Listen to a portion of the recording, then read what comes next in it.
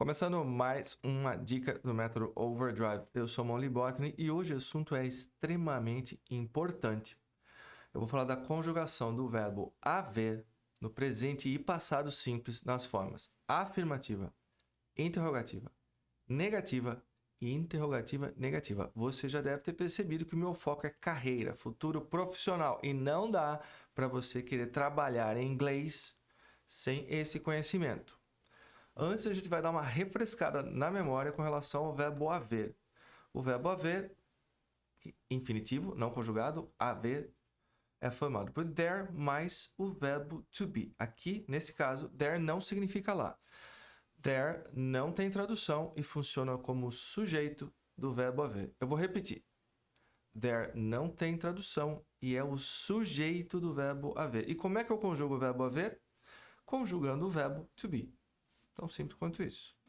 Presente singular, there is. Presente plural, there are. Passado singular, there was. Passado plural, there were. There is, there are, there was, there were. Só isso. Vamos aos exemplos. Deixa eu sair da frente. Começando pelo presente singular. Há uma reunião. Se eu sei que a frase não é interrogativa, eu sei que there vem antes do verbo to be. Porque ele é o sujeito. There is a meeting. E como é que a gente interroga com o verbo to be? Colocando o verbo to be antes do sujeito. Is there a meeting? Para negar, there isn't, is not, contraído, deleta o O, a vogal O, põe um apóstrofo no lugar. There isn't any meeting. Não há nenhuma reunião. E para interrogar, você já sabe, coloca isn't antes do there. Isn't there a meeting? Não há reunião? Agora, presente plural. Há duas reuniões. There are two meetings. Interrogando, are antes do sujeito. Are there two meetings? Negando, there aren't two meetings. Interrogando, na forma negativa, aren't there two meetings?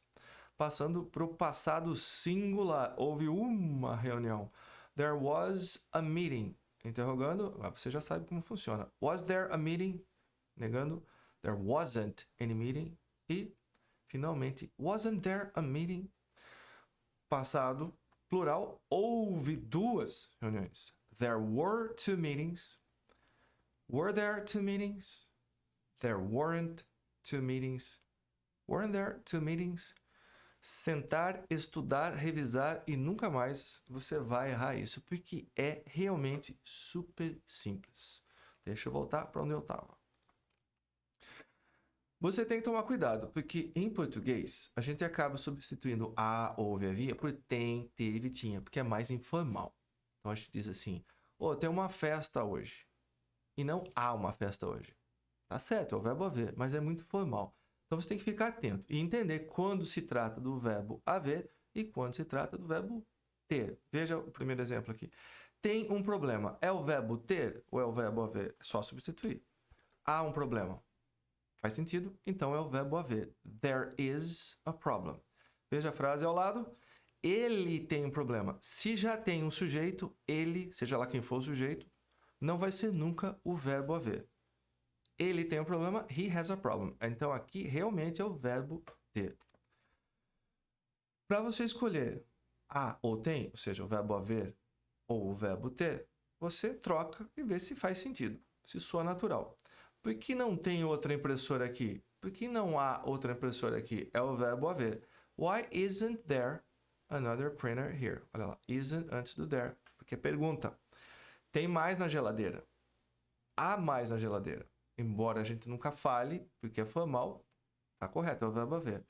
There is, o contraído, there's more in the fridge. Quantos tem? Quantos há? How many are there? Essa frase aqui é curiosa. São 2 projetos. Quer dizer que há 2 projetos. Tem 2 projetos. There are 2 projects. Legal? Outra coisa importante.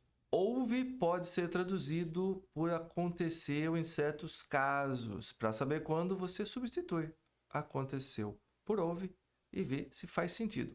Olha lá. Aconteceu um acidente ontem. Houve um acidente ontem. Sim, é o verbo haver. There was an accident yesterday. Nessas frases abaixo, você vai ver que já tem sujeito. What e that. Vamos analisar. O que aconteceu? O sujeito, sintaticamente falando, é o que. What happened? Eu não sei o que aconteceu. I don't know what happened. Quando isso aconteceu, o sujeito é isso. When did that happen?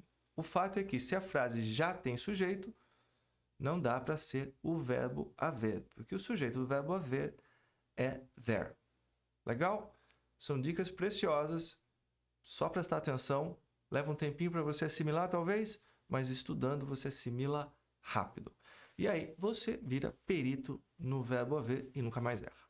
Legal? Espero que você tenha curtido. Se você não me segue nas redes sociais, vá lá, estou te esperando, tem muita coisa legal para você lá.